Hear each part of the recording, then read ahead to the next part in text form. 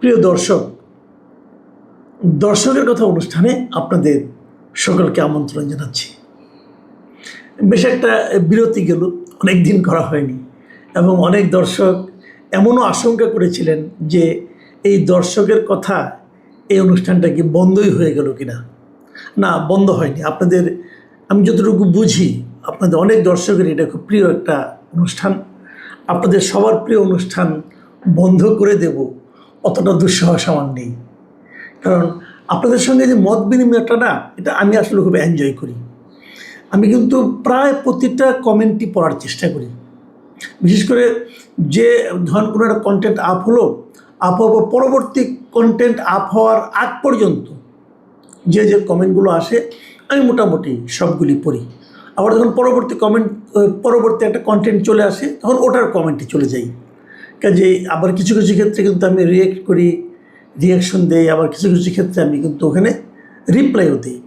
যাই হোক, আমি এটা বন্ধ করছি না, ইনশাল্লাহ আপনারা দোয়া করবেন যেন শেষ পর্যন্ত চালিয়ে নিতে পারি। আসলে ব্যস্ততার কারণে পারি না অনেক সময়, তারপরেও চেষ্টা থাকবে ইনশাল্লাহ। আমি আজকে গতকালকে দুটো কন্টেন্টটা করব। আপনারা দেখেছেন নিশ্চয়ই, গতকালকে সকালে আমি একটা কন্টেন্ট করেছিলাম এবং আমি এখন থেকে চেষ্টা করব যে প্রতিদিন সকালে একটা করে কন্টেন্ট করার জন্য। এর মধ্যে কোনো দিন হয়তো দর্শকের কথা থাকবে, আবার কোনো দিন হয়তো একটা নর্মাল কন্টেন্ট থাকবে, আর রাতের যেটা করি রাত 10টায় ওটা তো থাকবেই। তো গতকাল সকালে যে কন্টেন্ট আমি করেছিলাম সেটার শিরোনাম ছিল রাষ্ট্রপতি নির্বাচনে যে সিদ্ধান্ত নিল বিএনপি, এবং সেটা থাম্বনেইলে ছিল তারেক রহমানকে কোন দিকে ঠেলা হচ্ছে, আর সিদ্ধান্ত নেবেন একজন, এটাই গণতন্ত্র। একটু কৌতুক করেই বলেছিলাম এই কথাটা। তো এখন এটাতে আমি কি বলেছিলাম, যে রাষ্ট্রপতি নির্বাচনে বিএনপির যে স্থায়ী কমিটি আছে তারা সবাই মিলে একটা সিদ্ধান্ত দিয়েছে যে কাকে নির্বাচন করা হবে, মানে কাকে মনোনয়ন দেওয়া হবে, সেই সিদ্ধান্তটা তারা দলীয় চেয়ারম্যান প্রধানমন্ত্রী তারেক রহমানের উপর ছেড়ে দিয়েছেন। এবং সেটাকে আমি পছন্দ করিনি, এবং কেন করিনি সেটা আমার এই কন্টেন্টে আমি উল্লেখ করেছিলাম। যারা দেখেননি তারা আরেকবার দেখে নিতে পারেন। কিন্তু এই কন্টেন্টে যে কমেন্টগুলো এসেছে সেই কমেন্টগুলো আপনাদেরকে আমি পড়ে শোনাচ্ছি, এবং দু একটা ক্ষেত্রে আমিও কিছু মন্তব্য করছি। মতিন রানা তিনি লিখেছেন, সুধী মহাজনকে রাষ্ট্রপতি করবে বিএনপি, এত বোকা নয়। এর চাইতে তো শাহাবুদ্দিন নিরাপদ। সুধী মহাজনকে রাষ্ট্রপতি করা হলে 2 বছরের মধ্যে জামায়াত এনসিপি ক্ষমতায় আসবে।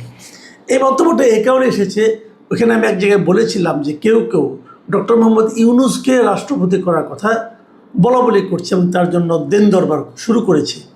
সেই প্রসঙ্গে মতিন রানা সাহেবের এই মন্তব্য। রোমান হা তিনি লিখেছেন, বাংলাদেশে কোনো রাষ্ট্রপতির দরকার নাই। প্রহসনমূলক সাংবিধানিক পদ সৃষ্টি, যার পেছনে বছরে কোটি কোটি টাকা খরচ। ওনার কথাটা শুনতে খারাপ লাগলেও এটা কিন্তু উনি মন্দ বলেননি, যে রাষ্ট্রপতির তো বেসিক্যালি কোনো কাজ নাই, যে লোকের কোনো কাজ নাই তার জন্য এত টাকা খরচ করে পদটা সৃষ্টি করা কেন। ন্যাশনাল অ্যাপারেলস ছদ্মনাম বোঝাই যাচ্ছে, তিনি লিখেছেন, আমিও ভাবছিলাম এইটা কেমন গণতন্ত্রের নমুনা, কিছু বললে গুপ্ত বলে কিনা এই ভয়ে বিএনপির সমর্থক হয়েও কিছু বললাম না। আমাদের পক্ষ হয়ে আপনি বলেছেন, ধন্যবাদ। মোরসালিন নূর লিখেছেন, ননসেন্স স্থায়ী কমিটি, এরা সবাই মিলে বলতে পারত আমরা 3-4 জনের নাম প্রস্তাব করছি, চূড়ান্ত সিদ্ধান্ত তারেক জিয়া নেবে। এটা হতো স্মার্ট পলিটিক্স। দেখুন, আপনার সঙ্গে কিন্তু আমি একভাবে একমত যে আসলে তারা কিছু একটা প্রস্তাবনা দিত, কিন্তু হয়তো বা দিয়েছেও, আমি জানি না। তো আমরা যতটুকু তারা ওখান থেকে বের হয়ে বলেছে আমরা তো ততটুকুই জেনেছি। আমার কেন যেন মনে হয় তারা হয়তো একটা প্রস্তাব দিতেও পারে, কিন্তু যদি দিয়ে থাকে সেটা আমাদের কাছে প্রকাশ করা উচিত ছিল।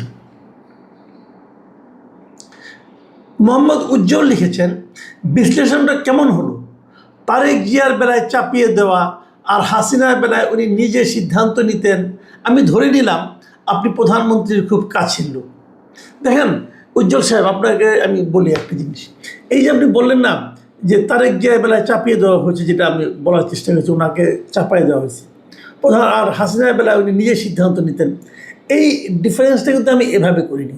তারেক জিয়ার কাছে এই দায়িত্বটা এসেছে প্রথমবার, এবং ওনারা এটা জানিয়েছেন, ওনারা প্রেসের কাছে জানিয়েছেন, ওই কমিটির থেকে বের হয়ে এসে তারা জানিয়েছেন, তারা ওনাকে দিয়েছেন।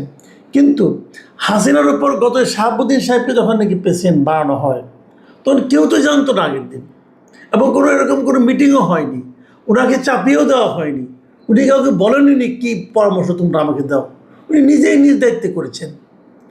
আর হাসিনাকে তো একবার দেখিনি, অনেকবার দেখেছি, অনেকবার দেখে দেখে কিন্তু মন্তব্যটা করেছি। আর তারেক রহমান তো মাত্র শুরু করলো।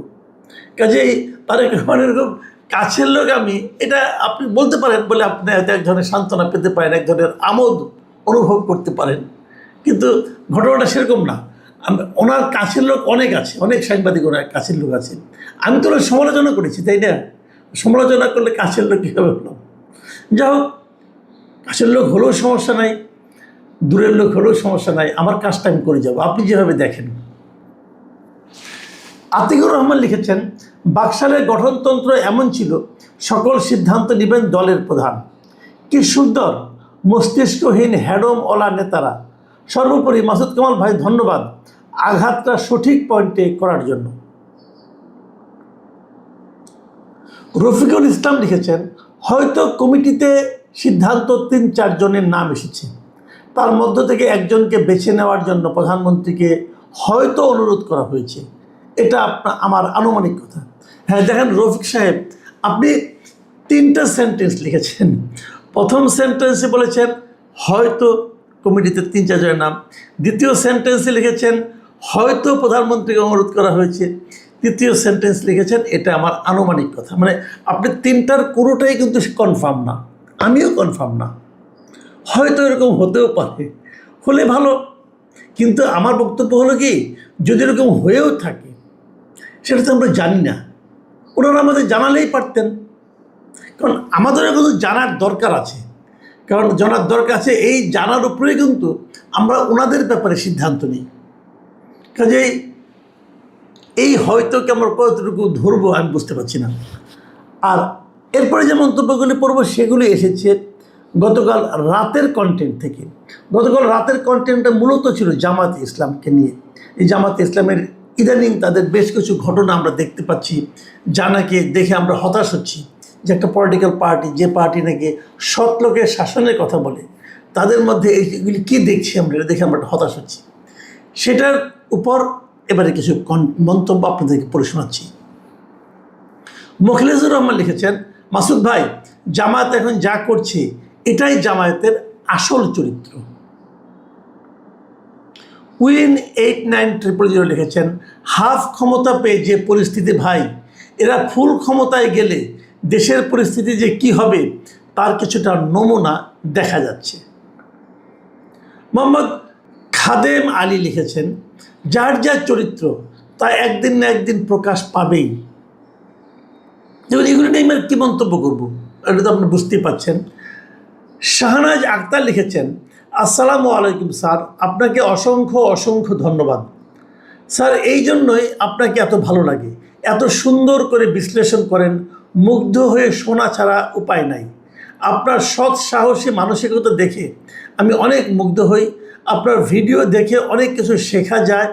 আমি কিন্তু টকশো পছন্দ করতাম না, তবে আপনার ভিডিও দেখে আমি অনেক কিছু শিখতে পেরেছি। আপনাকে অসংখ্য ধন্যবাদ শাহনাজ আক্তার, আপনি আমার প্রশংসা করেছেন, ভালো লাগলো।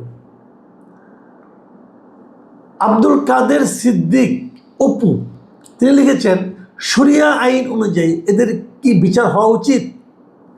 হ্যাঁ অপু সাহেব, আমি আপনার সঙ্গে একমত, কিন্তু কারণ ওনারা কিন্তু শরিয়া আইনের কথাই বলেন। এখন আমাদের জানতে হবে শরিয়া আইনে এই সমস্ত কর্মকাণ্ডের আদৌ কোনো বিচার আছে কিনা, থাকলে সেটা কি বিচার হবে। তবে এই বিচার সম্পর্কে, এই অপরাধ সম্পর্কে, এই পাপ সম্পর্কে আরেকজন কমেন্ট করেছেন, একটু পরে সেটা আমরা পাবো, সেটাও আপনারা শুনবেন। জাফর আহমেদ শিকদার লিখেছেন, জামাত শিবির আগে গুপ্ত ছিল, কে কোন পদে কেউ জানতো না, তাই সাংবাদিকরা আগের অপকর্মে দলের পরিচয় লিখতে পারতো না, এখন প্রকাশ্যে আসায় দলীয় পরিচয় পাওয়া যাচ্ছে। এই জাফর আহমেদ সিকদার সাহেব কিন্তু একদম ভুল বলেননি, আমারও তাই মনে হয়। কিন্তু কারণ আগে তো যারা করতো তারা হয়তো আওয়ামী লীগের ছত্রছায়া ছিল অথবা অন্য কোনো জায়গায় ছিল, আমরা তো জানতে পারতাম না। তখন আমরা ওই দলের বদনামটা করতাম, ওই দলের সমালোচনা করতাম। কিন্তু এখন যেহেতু প্রকাশ্যে চলে এসেছে, কিন্তু প্রকাশ্যে আসার ফলে তাদের স্বভাব তো আর চেঞ্জ হয় নাই, যে কারণে এখন আমরা জানতে পারছি। MCR-20 লিখেছেন, ভালো বিষয় সিলেক্ট করেছেন, একেবারে সময় উপযোগী। জামাত যাই করুক আল্লাহ তাদের মাফ করে দিবেন। সবাই জামাতের পিছনে লেগেছে। ইসলাম মুমিনদের পাপ গোপন রাখতে বলেছে, কেউ সেটা মানছে না। মানে এটা পড়লে পর দর্শকরা নিশ্চয়ই, আপনারা নিশ্চয়ই বুঝতে পারছেন উনি আসলে কী বলতে চেয়েছেন। এটা কি ব্যঙ্গ করে বলা হচ্ছে নাকি সিরিয়াসলি বলা হচ্ছে, এটা নিয়ে অনেকের মধ্যে হয়তো একটা কনফিউশন থাকতে পারে। আমার মনে কিন্তু নাই, কিন্তু এটা আসলে কি আপনারা নিজেরাও বুঝতে পারছেন যে ইসলাম মুমিনদের পাপ গোপন রাখতে বলেছে, এই ধরনের পাপ গোপন রাখতে বলেছে।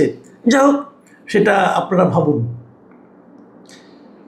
এরপরে লিখেছেন সাখাওয়াত। সাখাওয়াত যে বলেছিলাম যে পাপের শরিয়া আইনে বিচার হবে কিনা, সাখাওয়াত লিখেছেন 12 রাকাত তো নফল নামাজ পড়লে নাকি আকাম করার সব গুনাহ মাফ করে দেয়, ফতোয়া দিয়ে সব হালাল করে নেয়। এই যে কথাটা লিখেছেন উনি, এটাও আমি জানি না, হয়তো ব্যঙ্গ হতে পারে, বাট আমি এরকম কখনো শুনিনি। এরকম কেউ করে কিনা সেটাও আমি বলতে পারবো না। এখন উনি যখন লিখেছেন হয়তো উনি জানেন, অথবা হয়তো উনি কোথাও শুনেছেন, অথবা হয়তো ওনাকে জামাতের অথবা এই ধরনের যারা আছেন তারা হয়তো বলেছেন যে এটা করলে পরে সব গুনাহ মাফ হয়ে যায়। কিন্তু আমার জানা মতে এরকম হওয়ার কোনোই কারণ নাই, এবং এ ধরনের কোনো রীতি নিয়ম বা ফতোয়া আছে বলে আমার জানা নাই। সামিউর রহমান লিখেছেন, মাসুদ ভাই সব সময়ই এমন, আমি খুব ছোটবেলাতেই মাদ্রাসার বন্ধু বান্ধবদের কাছে বহু কাহিনী শুনেছি, কিন্তু বিশ্বাস করতাম না। এখন বেশি প্রমাণসহ প্রকাশ হচ্ছে 2 কারণে। 1 নম্বর কারণ সোশ্যাল মিডিয়ার কল্যাণে, 2 নম্বর কারণ ক্ষমতার কাছাকাছি আসার পর লজ্জা একটু কমে গেছে। হতে পারে, আমি এটা নিয়ে নিশ্চিতভাবে কিছু বলতে পারছি না। আইনাল হক লিখেছেন, আপনি যত জামাতকে নিয়ে সমালোচনা করবেন জামাতের জনপ্রিয়তা তত আরও বাড়বে। এই যে কথাটা আইনাল হক সাহেব বলছেন না, আমি আপনার সঙ্গে ভাই একমত না, একদমই একমত না। কারণ আমি যদি সমালোচনাটা তথ্যের উপর ভিত্তি করে করি তাহলে জামাতের জনপ্রিয়তা বাড়বে কেন? আমি যে কথাটা বলছি সেটা যদি ঘটনা সত্য হয় জামাতের জনপ্রিয়তা বাড়বে কেন? ধরা যাক আপনার কিশোর সন্তানকে আপনি মাদ্রাসায় দিয়েছেন, সেখানে সে কোনোভাবে এই ধরনের বলৎকারের শিকার হলো। আপনি হয়তো মাদ্রাসা যখন দিয়েছিলেন তখন তো মাদ্রাসার শিক্ষাটার প্রতি আপনার একটা ভালোবাসা ছিল। মাদ্রাসার শিক্ষার জন্য ওখানে যে সমস্ত হুজুররা থাকেন, যে সমস্ত টিচাররা থাকেন, তাদের উপর আপনার একটা শ্রদ্ধা ছিল। এখন যদি ওই লোকটা আপনার শিশুকে, আপনার সন্তানকে বলৎকার করে, ওই টিচারের উপরে আপনার শ্রদ্ধা কি থাকবে? আপনি বলেন থাকবে ভাই? যদি না থাকে তাহলে আমি যখন কোনো একটা সমালোচনা করছি এবং সেখানে আমি তথ্য প্রমাণ দিয়ে দিচ্ছি, সেটা শোনার পর তাদের জনপ্রিয়তা বাড়বে কেন? আমি কিন্তু এটা বুঝি না। আপনি মানুষকে এত বোকা মনে করেন কেন? এখন আপনি নিজেই সমস্ত আপনার কাছে কি মনে হয় যে ভালো হচ্ছে, তাদের জনপ্রিয়তা বাড়তেছে? এত অন্ধ হয়েন না, কোনো দলের প্রতি অন্ধ হয়েন না ভাই। যে কোনো দল হোক, সেটা জামাত হতে হবে তা বলছি না, অন্ধ হয়েন না। আল্লাহ আপনাকে বিবেক দিয়েছে, এই বিবেক দিয়ে বিচার করার চেষ্টা করেন, তারপরে সিদ্ধান্ত নেন যে কে ভালো কে মন্দ। এই মন্তব্যটা লিখেছেন মোহাম্মদ হাফিজ উদ্দিন। তিনি লিখেছেন, এটি শেষ মন্তব্য, আমার মতো যারা 71 সরাসরি দেখিনি তারা এখন 71-এর ট্রায়াল দেখছি। বুঝতে পারছি তারা 71-এ আমাদের নারীদের উপর কীরকম অত্যাচার চালিয়েছিল। কিছুদিন আগে এক নেতা তো বলেই দিয়েছিলেন পরাজিত পক্ষের সম্পদ ও স্ত্রী মেয়েরা গনিমতের মাল, তাদের উপর নাকি জামাতের কর্মীদের হক আছে। নাউজুবিল্লাহ। এখন একটাতে বলেছেন, যদি বলে থাকেন তাহলে তো অবশ্যই নাউজুবিল্লাহ। আমি জানি না এত বড় মিথ্যা কথা, এত বড় আপনার কুব্যাখ্যা কেউ দিয়েছে কিনা আমার জানা নাই। আপনি যখন বলছেন সেটা আমি পড়লাম এই জন্য। প্রিয় দর্শক, এই ছিল আজকের দর্শকের কথা। আপনারা বেশি বেশি করে কমেন্ট লিখুন এবং আমি আপনাদেরকে বলবো, কেবল প্রশংসা করার দরকার নেই। অনেক প্রশংসা করে আমি যেগুলো পড়িনি, একটু বুদ্ধিভিত্তিক সমালোচনা করেন। যদি আমি কোনো ভুল করে থাকি, ভুলগুলি ধরিয়ে দেন, অথবা যদি আপনার কোনো ভিন্ন মত থাকে সেটা উল্লেখ করেন। আর যদি পক্ষেও বলতে চান সেটাও একটু গুছিয়ে লিখুন। বেশি বড় করবেন না, বেশি বড় করলে পড়া যায় না। আপনারা সবাই ভালো থাকবেন। আমরা চেষ্টা করব যে একদিন পর পর হলেও সকালের দিকে আমরা এই ধরনের দর্শকের কথাটা আপনাদের সামনে নিয়ে আসার জন্য। আল্লাহ হাফেজ।